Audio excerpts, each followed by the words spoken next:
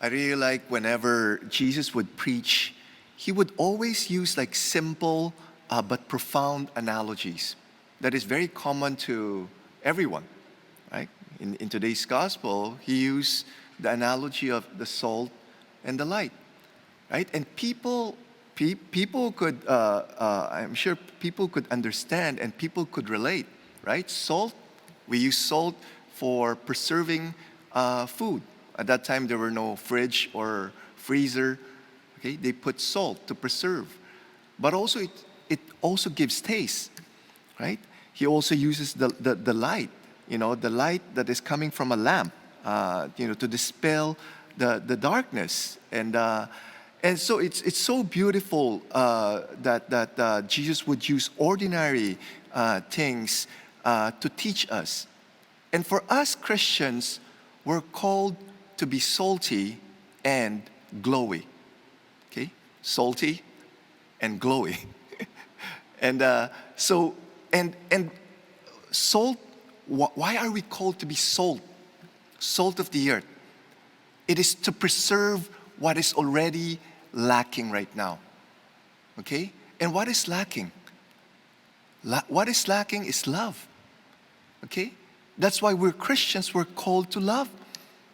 We're called to preserve what is already lacking, what is already diminishing in this society. Why are we called to be the light of the world? If you watch the news, there's so many bad things happening in the news. And very few that is being shown that is the good works, the love. And we Christians were called to show that love, not just by words, but by our very actions. And we do that not to show off or to attract the attention, but to point always to God, who is the source of that love. Okay, that's why in our gospel acclamation it says here, let your light shine before all, that they may see your good works and glorify your Father. So we're called to be salty and glowy. But we know that on our own, we can't do that. We need to go to the source. Okay? And we know how so many times, even for me, how I have not become a salt and light of this world. We need to always go to the source. And if it's love that preserves the saltiness in this world and also to be the light of this world, we need to go to that source of that love. And then we're not just going to be talking about love, about God's love, but really experiencing that love that is transformative. Because if we haven't experienced that love and it's all just head knowledge, then we won't be salt and light of this world.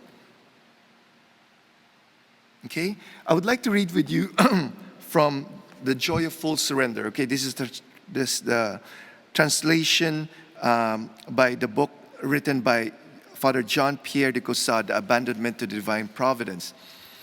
It says here, whatever we read, whatever we see, becomes divine knowledge only by the fruitfulness, the virtue, the light that this experience gives. Without this experiential knowledge, all our learning is like dough made without yeast, lacking the salt and seasoning of experience. Without this experiential knowledge, we have only vague, untried ideas to act on.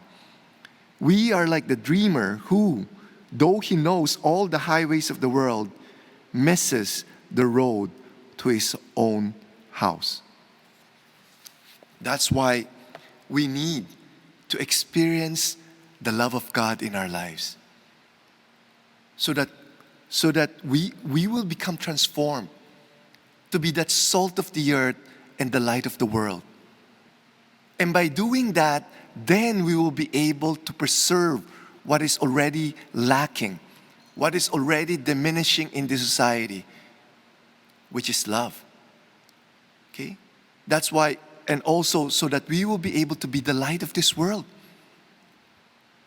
When we become the light of this world, by showing our love, our gentleness, our patience, our forgiveness, our kindness, our generosity, our willing to serve, the love, joy, peace, all those things, it makes us glow.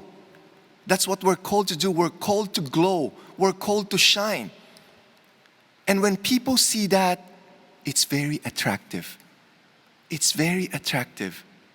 Now, you do the opposite of that, it won't attract anyone. Even though you have PhD, even though you have a lot of money, even though you've accomplished a lot in this world, it won't attract people. Okay? So, let's ask ourselves, are we salty enough? Are we glowy enough? That we answer the call of Jesus to become the salt of the earth and light of the world.